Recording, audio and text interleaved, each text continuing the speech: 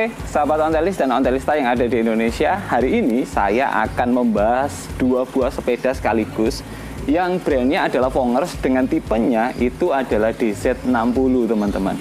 Nah, apa yang menjadi perbedaan dari sepeda ini? Nanti kita akan ulas bersama-sama kira-kira apa sih yang membedakan antara sepeda sebelum tahun 1920 dengan sepeda yang setelah tahun 1920. Kira-kira apa ya perbedaannya ya? Itu yang pertama. Yang kedua, kita juga akan mencari kesamaannya nih.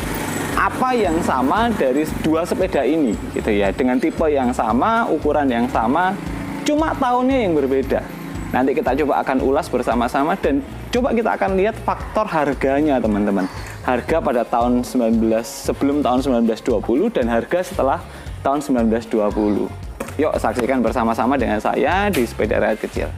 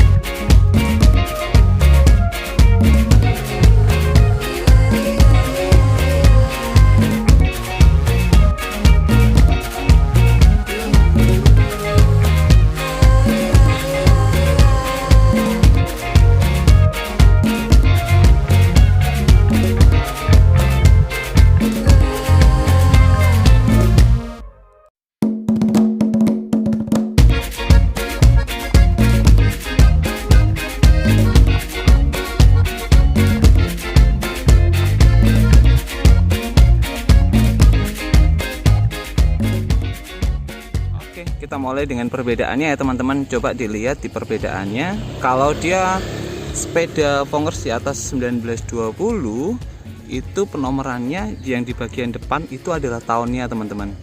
24 yang tengah adalah tipenya.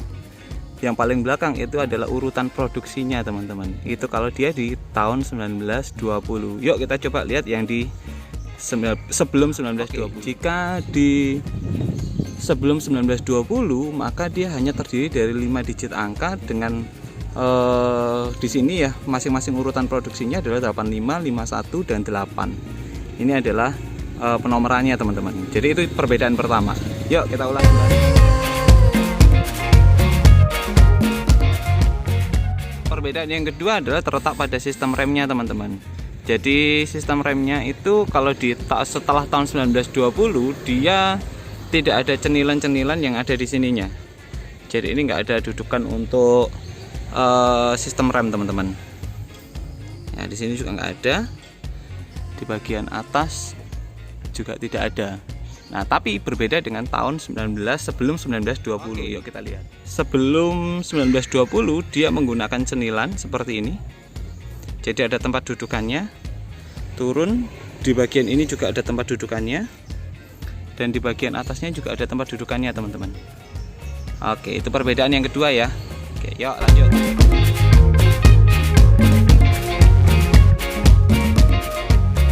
Yuk kita masuk pada perbedaan yang ketiga. Kalau di perbedaan ketiga itu pada garbu teman-teman. Garbunya yang setelah tahun 1920 itu kowaan di sini. Yang di sebelah kanannya coba kita lihat. Yang di sebelah kanannya buntu teman-teman. Yang di sebelah kanannya buntu seperti ini. Ya, coba kita lihat yang sebelum tahun 1920 ya. Yang sebelum tahun 1920 yang kiri buntu dan yang kanan juga buntu teman-teman. Nah, yang kiri juga buntu. Jadi dua-duanya buntu teman-teman. Ya, bedanya di situ. Itu perbedaan ketiga.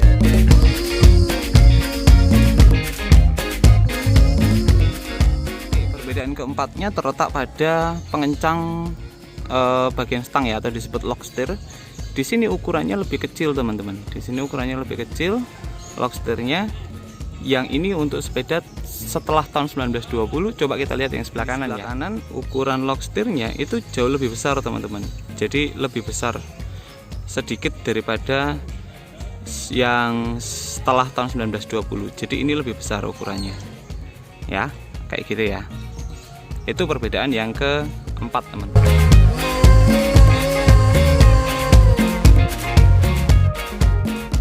Perbedaan yang kelima terletak pada bagian ini teman-teman. Ya, kalau di sini itu garis, ya tidak ada cowakan sama sekali bentuknya. Jadi datar seperti ini. Tapi yang setelah, saya ulangi, tapi yang sebelum tahun 1920 modelnya coba. Oke, ini model sebelum tahun 1920 teman-teman. Jadi modelnya L di sini, ini ya, kecil banget modelnya, ada L-nya seperti ini. Oke, ini modelnya L seperti ini di bagian kecilnya. Itu perbedaan yang kelima teman-teman.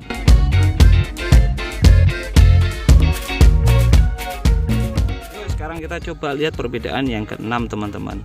Perbedaan yang keenam terletak pada piringannya. Jadi kalau dia setelah tahun 1920, piringan fongersnya itu kelingnya ada di dalam. Ini ya, kelingnya ada di dalam. Ya, kelingnya ada di dalam. Modelnya seperti ini, sama L-nya, sama L-nya, tapi kelingnya ada di dalam. Kalau dia sebelum tahun 1920, maka dia kelingnya ada di luar teman-teman. Ya, kelingnya ada di luar. Kelingnya ada di luar seperti itu ya. Itu perbedaannya.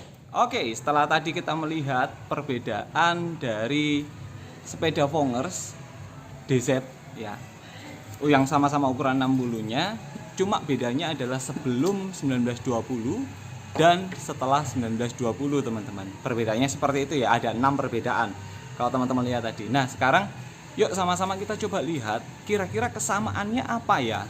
Kesamaannya apa ya dari sepeda Vongers ini. Yuk saksikan kembali di sepeda. Kita bahas dulu kesamaannya. Kesamaannya adalah seperti ini teman-teman. Pundak garbunya itu tidak copotan tapi langsung cor dari atas sampai dengan bawah. Ya, itu sebelum setelah tahun 1920. Dan yang sebelum tahun 1920 juga sama, pundaknya cor, sama ya. Jadi tidak lepasan, di sini tidak ada mahkota yang dapat dilepas. Ya coba lihat berikutnya teman-teman. Kesamaan berikutnya adalah di bagian ini, sabuan ya. Di bagian sabuan yang di setelah tahun 1920 juga ada sabuannya di bagian atas, dan di bagian bawah juga ada sabukannya di bagian bawah 1920. Coba dilihat, sama ya, ada sabuannya di sini tempat valve, yang bawah juga ada sama-sama tempat valve-nya. Jadi ada sabuannya dua-duanya. Yuk coba kita lihat lagi. Oke, kesamaan berikutnya ada terletak pada bagian supitan belakang dengan supitan dari atas teman-teman. Ini sama-sama menyatu di bagian ini. Jadi menyatu dan ininya naik teman-teman. Menyatu dan naik. Itu setelah 1920. Coba kita lihat yang sebelum 1920. Supitan di bagian belakangnya juga sama nih. Coba lihat, ini turun ke bawah dan ini naik ke atas, jadi satu, asnya ada di tengah-tengah. Itu untuk sebelum tahun 1920. Oke, kesamaan berikutnya adalah ada tempat rajutnya teman-teman di bagian ini, dan otomatis lebornya juga berlubang teman-teman. Ya, lebornya juga berlubang. Ya, lebornya berlubang sama, dan ada tempat rajutnya. Coba kita lihat ya, lubang rajutnya sama, dan dia juga selebornya berlubang teman-teman. Ya, selebornya juga berlubang. Kesamaan berikutnya terletak pada berpantek teman-teman. Ada panteknya di bagian bawahnya. Ya, ada panteknya di bagian bawahnya. Itu untuk setelah tahun 1920. Yang 1920 coba kita lihat ya. Oke teman-teman, juga sama, ada panteknya di bagian bawah. Itu untuk sebelum tahun 1920 juga sama ya. Oke, dilihat lagi. Untuk tempat olinya ada di sebelah sini teman-teman. Dan juga untuk tempat bautnya, ya, tempat bautnya ada di tempat atas di bagian ini. Coba kita lihat di bagian sepeda sebelum tahun 1920 sama teman-teman. Jadi ada tempat untuk lubang olinya, tapi ini udah patah kayaknya. Terus di bagian belakangnya juga sama nih. Tempat bautnya ada di bagian atas. Oke, sama ya. Oke, coba kita lihat sepeda setelah tahun 1920, dudukan selebornya itu di luar seperti ini teman-teman. Jadi mirip seperti England style relic ya teman-teman. Coba kita lihat yang sebelum tahun 1920. Di bagian ini juga sama, teman-teman bisa dilihat.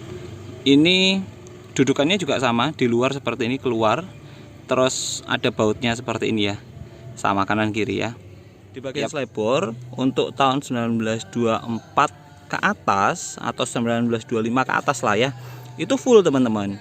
Tapi untuk sebelum tahun 1924 atau masa peralihan 1924 itu separuh seperti ini. Jadi separuh ya, depannya tidak ada puntungan ya. Coba kita lihat yang sebelum 1924. Ini ya teman-teman, jadi puntungan seperti ini. Jadi nggak ada juga. Kayak gitu teman-teman.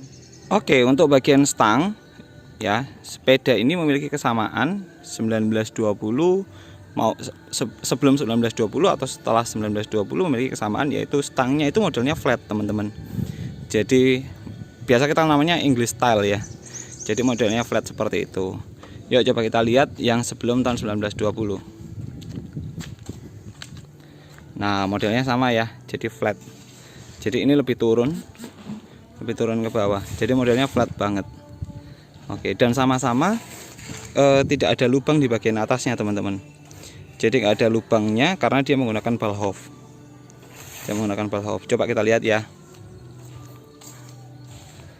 Tuh, sama kan? Jadi dia tidak menggunakan baut di bagian atasnya karena dia menggunakan Ballhoff. Oke teman-teman ya.